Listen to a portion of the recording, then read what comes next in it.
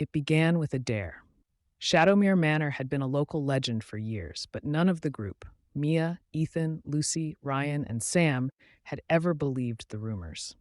They had heard the stories: the haunted house at the edge of town, where families had vanished without a trace, the twisted halls where people went insane, and the whispers of dark things lurking within. But none of that mattered to them.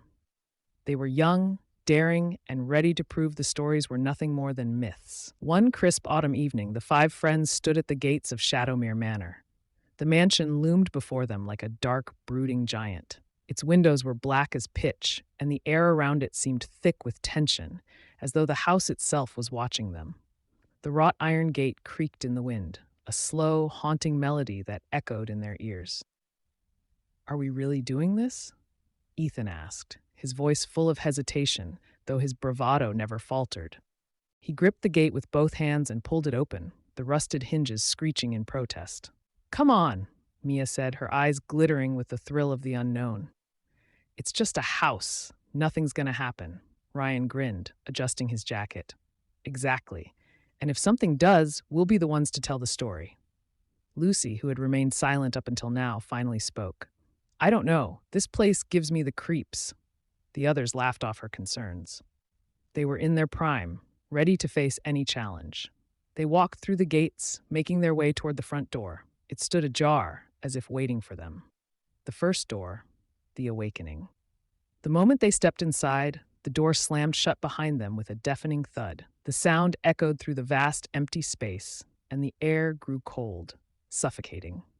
The hallway before them was dark, the only light coming from the faint glow of a single chandelier hanging from the ceiling. It looked old, worn, but the walls were adorned with faded portraits of people long gone. Their eyes followed the group as they walked deeper into the house. "Hello?" Mia called out, her voice trembling as the silence pressed in on them. "Is anyone here?" No answer. They explored the foyer. The room was grand, but it felt off, like a set from a forgotten nightmare. Cobwebs clung to the corners, and the floorboards creaked under their weight. Ethan reached out and touched one of the paintings. The moment his fingers brushed the frame, a low, guttural whisper filled the room. He spun around, heart pounding, but saw nothing. "Did you hear that?" Ethan asked, his face pale. The others nodded, their eyes wide. It had come from nowhere, but they could feel the presence of something or someone watching them. Mia hesitated, but walked toward the first door on the left. She opened it slowly, the heavy wood groaning on its hinges. Inside, the room was empty. Or so it seemed. The door slammed shut behind her, and the others rushed to it. They heard a faint whisper, like a voice coming from far away, though it was unintelligible. The walls began to shift, stretching and warping. Then, as if the house was alive, the door swung open. Mia was standing there, but her face had changed, her eyes wide and unblinking, her mouth stretched into a grotesque smile. "Mia?" Ryan called, his voice wavering with fear. Mia blinked, and the smile faded. Her eyes returned to normal.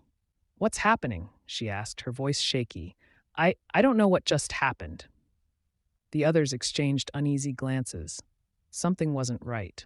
The second door, the hunger begins. As they ventured further into the mansion, the air grew heavier, thick with a sense of unease.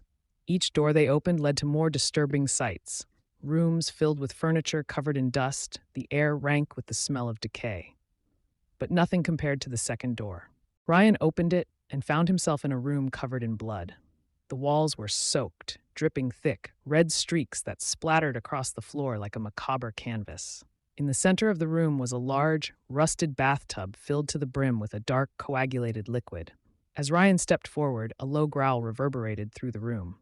He froze, eyes scanning the darkness. "Ryan, what's in there?" Sam asked, his voice tight with fear. The growl grew louder, followed by scratching noises. From the shadows emerged something that could barely be described as human.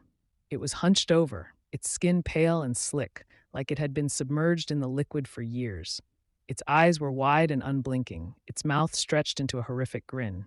It lunged at Ryan, its claws raking across his chest. Before they could react, Ethan shoved the door shut, but the creature's snarls echoed through the walls. Did that thing just move?" Lucy whispered, her eyes wide. Mia's face was ashen. "I think it's been waiting for us."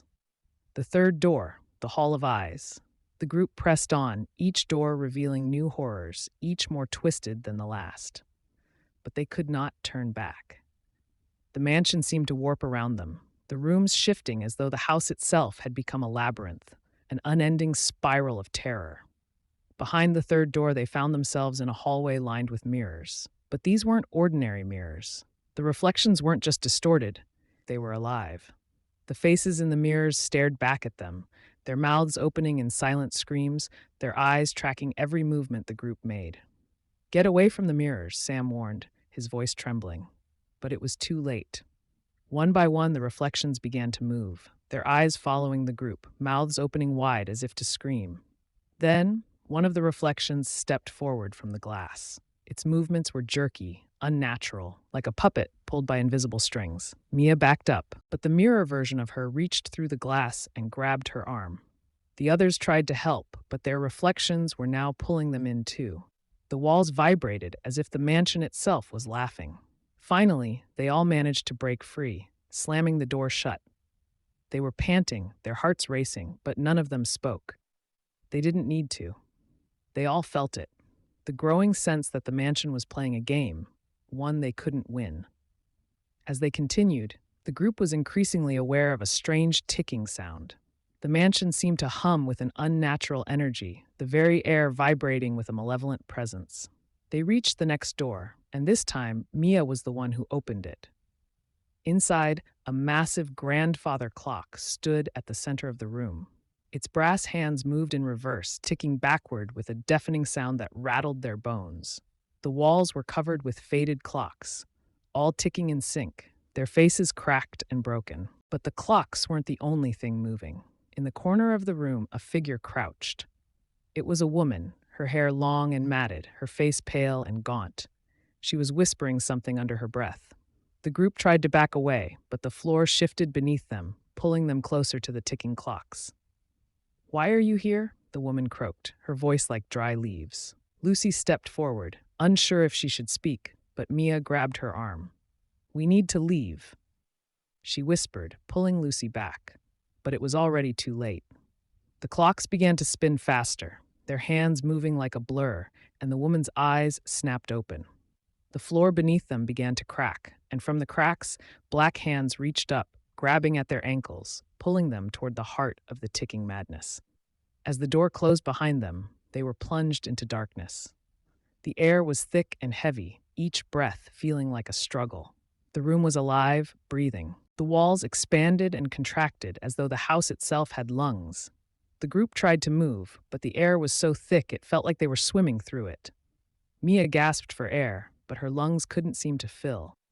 Suddenly, the walls stopped breathing. There was a deafening silence.